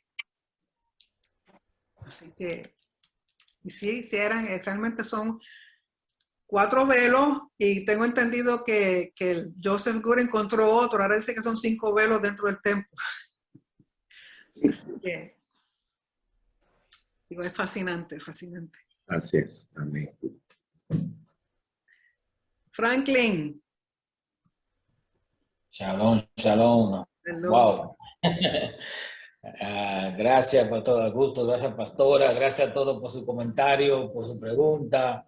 Y yo siempre, sí, yo sé que es bien importante aprender, pero yo siempre trato de aplicarlo a mi vida. Yo digo, wow, cómo Hashem da hasta la mínima medida para su casa, para la instrucción, el protocolo. Y a nosotros nos deja la Torá para seguir ese protocolo, esas instrucciones, cómo caminar en nuestra vida, de todo. Digo, wow, el sidú. Ahora entiendo por qué la pastora es bien, cuando hagamos el sidú, que hagamos para nosotros que somos cabezones, vamos a buscar agua, vamos para allí, mientras estamos supuestos estar ahí conectándonos en esa armonía entre todos. Y wow, gracias. Son cositas que hace a uno alinearse de nuevo, ¿lo ves? Son como toca la conciencia de vamos a ponerte para esto, vamos poniendo para el Señor. Así que gracias. Wanda. Tengo una pregunta. Cuando en el atrio de los gentiles, ahí estaba todo tipo de personas que querían llegar al templo, podía estar en esa área. Pero de ahí solamente los que podían entrar al atrio de las mujeres tenía que ser, había algún requisito, cualquier mujer podía entrar, cualquier familia podía entrar. Sí, había un requisito que había que ser parte de Israel. Israelita. Ser de Israel. O sea, en el caso del hombre, por la vestimenta puede ser que se identificaban por los tzitzit, por los tzitzit, las mujeres también por su vestimenta, y obviamente es algo también que no es solo delante de los hombres. Ahí está la importancia de que ve, o sea, Dios nos está viendo. Podíamos nosotros engañar y poder cruzar, pero después vamos a ver en el Soreg que había una advertencia. Quien no cumplía con ese patrón corría por su culpa, o sea, su vida pendía de sus actos. O sea, si moría era culpable de esa persona. La sangre no quedaba en manos del guardia. O sea, vemos que sí había un protocolo, había unas condiciones para cumplir, y era ser parte de Israel, estar en convenio, ser un converso o ser israelita. O sea que entonces hoy, en estos momentos, uno que no nació así, israelita, pero si estuviera el templo y Yeshua ya hubiese estado, ¿cómo trabajaba? O sea, en ese caso llegaríamos hasta ese punto. Algunos, otros podrían pasar. Bueno, yo espero que Yeshua nos dé acceso. amén. Si fuera por el judío, no entramos. Exactamente, sí. El judío no podemos pasar del Soreg. Pero yo espero que el Señor Yeshua nos deje entrar a su casa. Amén. Pero Amén. si no sucede, hay que respetarlo como quiera. O sea, si Yeshua no nos deja entrar porque no somos israelitas nativos, pero recordemos que en Él somos todos un solo pueblo. Así que mi esperanza es que nos deje entrar Él. Pero otra persona no nos va a dejar entrar, otro reino nos va a dejar entrar, ningún judío nos va a dejar entrar. Amén. Me Pero traí. en aquel entonces, cuando estaba de pie el edificio, el templo, como decía el pastor Augusto, solamente aquel que era israelita o se había convertido al judaísmo tenía que ser varón circuncidado, y las mujeres tenían que ser israelitas. Y solamente tener acceso hasta el lugar hasta la corte de las mujeres. Pero lo que es el Soreg, el cerco, de ahí no podía pasar ninguna persona que no fuera israelita o que no se hubiera convertido. Si era mujer, no podía estar en su menstruación, no podía, tiene que estar en un estado, o sea, todos tienen que estar primero que nada en un estado de purificación ritual. Por eso estaban los baños antes de entrar. Y si era una mujer, no podía entrar si estaba en menstruación, no podía entrar si acababa de tener un bebé hasta que cumpliera los días prescritos ya por la Torá, que si había tenido un varoncito son 40 días, si era niña son 80 días. O sea que hay una serie de reglas. Y eso está en la Torá, está en los mandamientos. Por eso, como se había dicho, que 279 mandamientos de los 613 tienen que ver con el templo. Amén. Y de verdad que entonces eso nos habla de que hay que tener reverencia, temor reverente. Súper temor reverente, porque en aquel entonces cualquiera que de nosotras que hubiéramos pasado, cualquiera sin ser israelita o converso, cualquier varón que no hubiera estado circuncidado, lo menos que le iba a pasar era cortarle la cabeza. Entonces, eso se parece a la parábola que dijo Yeshua de los invitados a una fiesta, que había uno, entraron todos, ¿verdad? Estaban todos los invitados, pero a mí siempre me ha dado curiosidad, o sea, como me ha chocado cuando dice ahí la parábola que dentro de los invitados había uno que había entrado, pero lo tuvieron que sacar, dice la parábola. Entonces eso se puede ver con todo con relación a lo que estamos hablando o sea, de que uno tiene que tener unos requisitos para poder estar en el...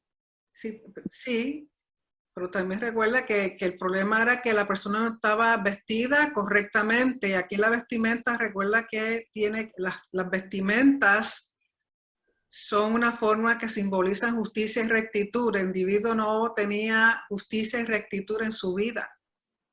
O sea, entonces cualquier persona que no haya hecho, no viva en justicia y rectitud, que es el fundamento del trono, que es el fundamento de la Torá, no puede entrar a las bodas. O sea, en ese aspecto es eso. Es una forma de verlo, pero también es que cada nivel de santidad tiene un protocolo específico. Gracias. Sí. Señor Aldo. Sí, ahí cuando decían si podíamos entrar, si Yeshua nos iba a hacer entrar al templo. Y una de las primeras veces que escuché al More Chico, y nunca más encontré este estudio acerca del eunuco, que iba a Jerusalén, y el mensaje que dio en ese tiempo el More decía que el eunuco, sabiendo que él no podía entrar en el templo, él se conformaba con mirar desde lejos todo el trabajo que hacían y pensar en la promesa de Isaías, que dice que el eunuco ya no será más árbol seco y el que guarda su día de reposo. Y entonces yo creo que él nuestro me decía, es la puerta y estaremos en su morada. Creo que él me decía, cumple su palabra. Sí, pero recuerda que el eunuco, conforme a la Torá, ningún sacerdote, ningún levita que tuviera ningún defecto físico, ya fuera genético o por alguna condición, alguna situación, podía servir en el altar. Y también el eunuco, en algunas interpretaciones, que eunuco significa, era un oficial, un tipo de oficial dentro político del gobierno. Sí, Pastor Augusto. Sí, o sea, en ese caso sí, los eunucos, es más, no podían cruzar el Soré, Sí. igual que los extranjeros, no podían cruzar el Soré. Pero ahí entendemos cómo Felipe también le cuenta la promesa de cuando sea todo restaurado, Exacto. él va a poder ser parte y él ver. Y él se conformaba, miren, un simple eunuco, se conformaba con solo ver. Con solo ver. La esperanza. Y la esperanza. Así mismo es la esperanza que tenemos nosotros en el Mesías, Yeshua. Que nos dejen Que regrese. Exactamente. Sí. Marta. Ay, perdónenme de nuevo, yo me perdí la primera clase y estoy como que... la piedra angular tenía algo que ver con la posición de donde está hoy en día la cúpula dorada. o estaba en algún lugar como fundamento? Hay una piedra, sí, que es donde, eso lo vamos a ver un poquito más adelante cuando lleguemos ya a estar en el lugar santísimo. Ahí es donde descansaba el arca, es la piedra donde descansaba el arca. La vamos a ver, en la app del templo está, pero es esa piedra, donde se supone que, acuérdense que el templo fue destruido, el arca ya no estaba en la destrucción del primer templo, y no ha vuelto a aparecer. Desde ese punto no ha vuelto a aparecer. Y se sustituyó por esa piedra angular, o sea, había una piedra, se seguía haciendo todo como si estuviera el arca, pero sobre una piedra que estaba ahí, que no era muy alta, era de esta altura más o menos, no era muy alta. Pero todavía no lo hemos visto, ya vamos a llegar a ese punto, a estar ahí en el lugar santísimo. Ya. Yo no sé si usted habló Pero de... lamentablemente ahí es donde está la cúpula. Exactamente, es Esa ahí. piedra, sí. Yo no sé si en la primera clase usted lo habló o algo, pero hoy oyéndolo usted con las dimensiones y con el grosor y todo de las piedras, aunque las piedras eran chiquitas, todas se construyeron fuera de Jerusalén, del templo, del área de Jerusalén, o algunas también se tallaban allí. Todo venía de las canteras, ya venía de las canteras, pero no todos podían construir dependiendo del área en la que se estaba. Nosotros cuando vemos la reedificación del templo con Esdras, Nehemías, hay ciertas áreas que solamente construían los sacerdotes, eran quienes levantaban, por el nivel de santidad. Okay. Todavía eso no lo hemos visto, lo que vimos en la primera clase básicamente fue el porqué, la importancia de estudiar el templo y el hacer esa conexión del templo con el Edén. Okay. Es que me fascina. Gracias, Pastor Augusto. Gracias. Lo único que no se podía martillar ni amoldear era el altar. Todo lo demás, todas las demás piedras se podían trabajar en ella, con excepción de las piedras del altar. Todo lo demás podía hacerse, pero sí tenían ingenieros, arquitectos, y muchos de ellos tenían que ser sacerdotes y levitas para poder trabajar debido al grado de santidad. No podía ser cualquier persona. O sea que era muy diestro en muchas diferentes ramas. Pastor Jesús. Gracias. La orden. Shalom. Para poder, hay muchos hermanos que son nuevos y están conectados en referencia a lo que es santidad, porque para nosotros lo que venimos del cristianismo, el concepto de santidad era totalmente diferente a lo que estamos aprendiendo de acuerdo a la Torá, porque la santidad acá tenía que ver mucho con mi tiempo de aquel que más oraba o el que más hacía ayuno o el que tenía cara de espiritual o el que iba flotando en el aire. O la que no se afeitaba la pierna. Como que estaba conectado y te hablaba así como profundo, gloria a Dios. Y tú sentías el chequinado. Entonces, para que no puedan hacer una idea bien definida de acuerdo a la Torá, porque tampoco dentro del nivel de santidad de lo que habíamos aprendido, ni se metía lo relacionado a lo que era alimento. Come, mata y come. Pero que ustedes no puedan dar abarcarnos de acuerdo a la Torá. ¿Qué es santidad? Para los que están nuevos y están comenzando. Pastor Augusto. Santidad, bien. Descartemos. Santidad no quiere decir aureolita en la cabeza, no. Saquémonos eso de la idea. Acuérdense del principio que pusimos al principio del estudio. La Biblia fue escrita para nosotros, pero no fue dirigida a nosotros, así que tenemos que pensar qué es lo que es santidad para un hebreo, para un israelita. Simplemente santidad, algo santo, es algo apartado. O sea, para resumirlo. O sea, sería interesante que el Eterno nos permite, vamos a profundizar un poquito más sobre ese tema, sobre lo que es la santidad, la pureza moral y la pureza ritual. Ahí donde lo vamos a poder comprender un poco más.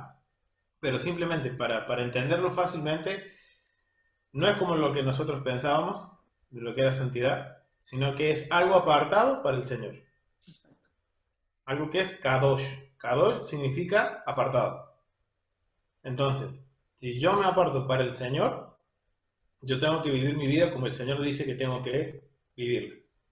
Eso es ser santo. Alguien que, es más, Pablo, cuando habla en la carta de los Romanos y habla sobre los santos o los espirituales, él estaba mencionando a las personas que guardaban Torá.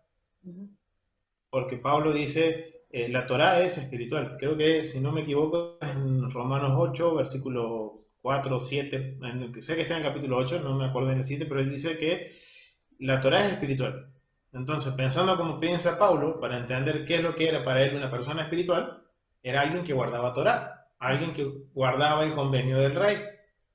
Eso es ser santos, ser apartados para Dios y que nuestras vidas reflejen ese patrón y esa conducta que el Eterno espera de nosotros en su Torá. Apartado de lo que usualmente traducen como profano, pero profano lo único que quiere decir es lo común.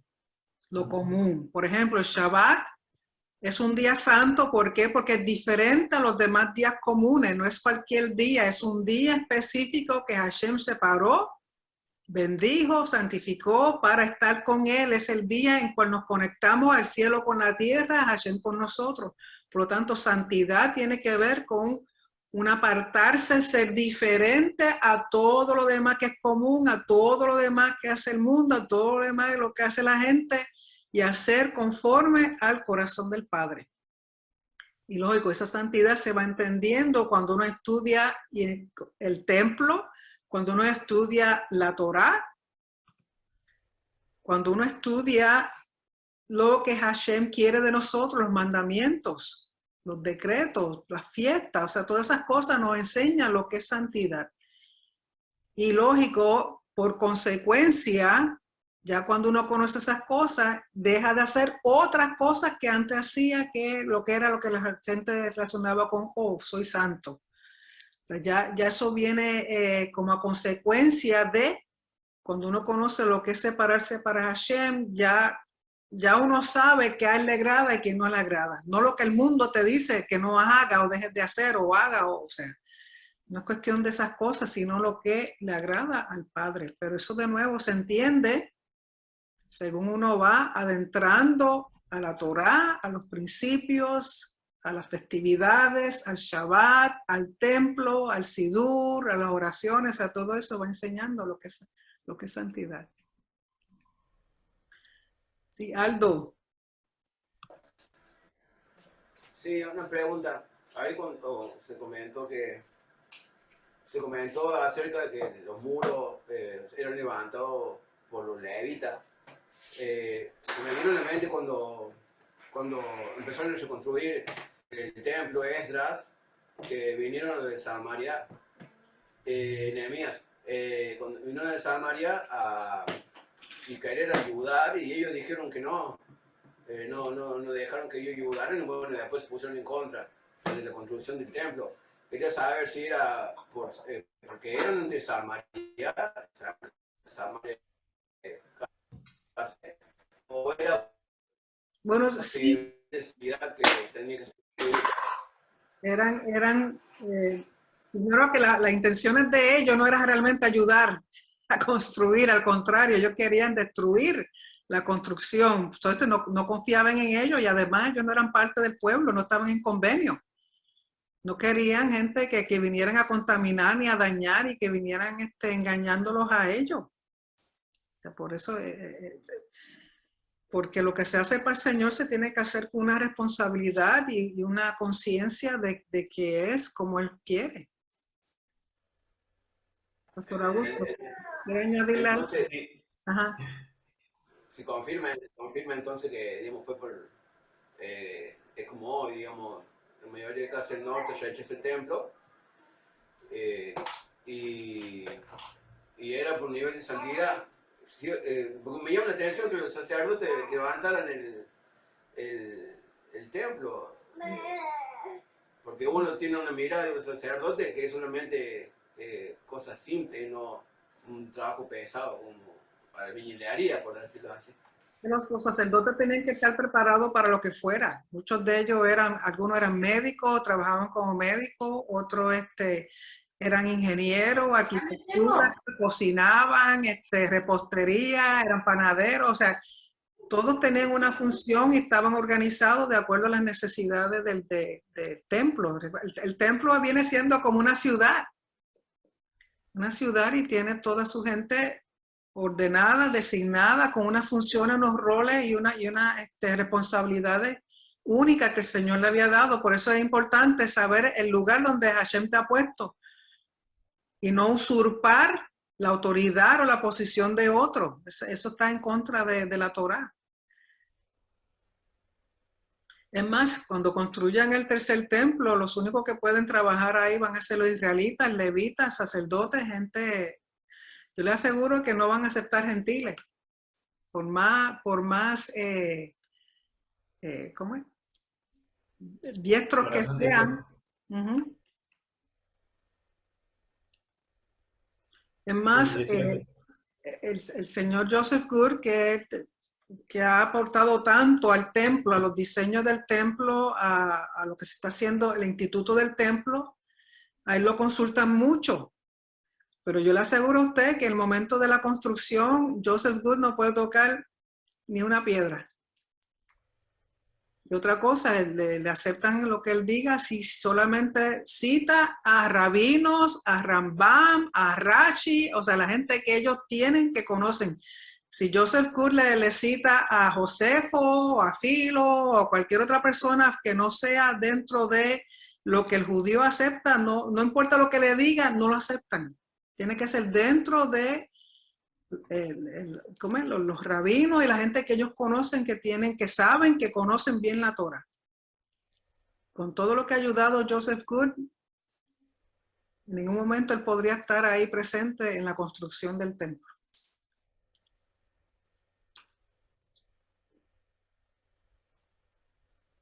Sí, Pastor Augusto estaba diciendo, perdóname. No, sí, pastor, otra vez. No, que también recordemos que en esa época Samaria no era 100% Israel. Exacto, No eran las tribus. claro. Estaban mezclados. O sea, habían quedado muy pocos. Recuerden cuando fue llevado cautivo el disperso, el reino del norte. Solo quedaron en la tierra los que no les servían a los asirios. O sea, los pobres, los enfermos. Y después trajeron otras personas de fuera de Israel y ya se convirtió en digamos, en un pueblo mixto. Sí. Entonces, con más razón no podían participar en la construcción del templo. Exacto. ¿Alguna otra pregunta o comentario?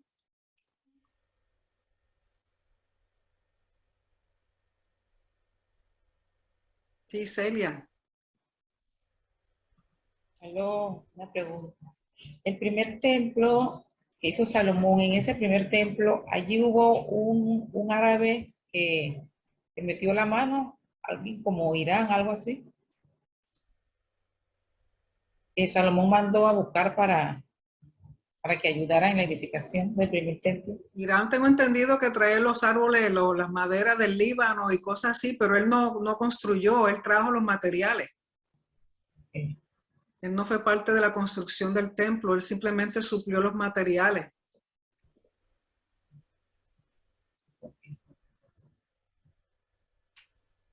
Sí, los materiales, después que nos dijeran Made in China, estaban bien.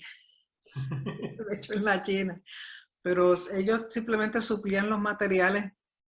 La construcción tenía que ser con los israelitas. Recuerda que la mayoría de los israelitas con Salomón estaban disgustados con él porque usó mucho, no fue que lo esclavizó, pero los usó mucho para labor y construcción de no solamente el templo, sino otro edificio y otras cosas que Salomón hizo. Porque Salomón el Señor lo había dotado con tanta sabiduría que también era ingeniero, arquitecto y construyó muchísimas cosas. Pero usó la gente, su pueblo, para hacer esas construcciones. ¿Algo más? ¿Alguien? Bueno, Pastor Augusto, que ya se te pasó la hora de acostarte. De nuevo, muchas pues, gracias. Muchas gracias por tremenda, excelente labor. Así que será el próximo miércoles. Voy a dar una clase de discipulado, que es la que he estado haciendo una vez al mes, así que el miércoles que viene, en vez de tener al Pastor Augusto, me van a tener a mí. Vamos a hablar sobre el Antiguo Medio Oriente, dar algo generalizado sobre el Antiguo Medio Oriente, Dios mediante, así que el próximo miércoles darle un descansito a Pastor Augusto y luego entonces ya el mes de enero, Dios mediante, él continúa. Creo que te quedan como que 4 o 5 clases más. Como 4, sí, 4 o 5.